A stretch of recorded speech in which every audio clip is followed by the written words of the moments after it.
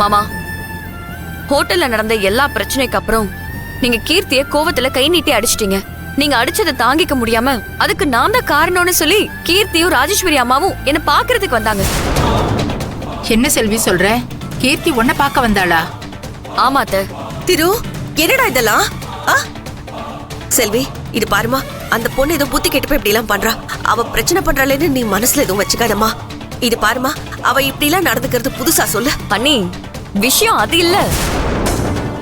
என் மேல இருக்கிற கோவத்துல அவ வழக்கம் போல நிறைய பேசினா. அது எதுவுமே எனக்கு பெருசாவே தெரியல.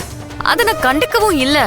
ஆனா அந்த ஆத்திரத்துல அவ என்கிட்ட சொன்ன ஒரு உண்மை என்னால அதை ஏத்துக்கவும் முடியல, தாங்கிக்கவும் முடியல.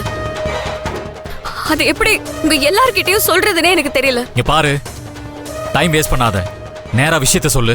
மாமா, அதை எப்படி உங்ககிட்ட எனக்கு சொல்றதுன்னு புரியாம தான். இப்ப சொல்ல போறியா இல்லையா?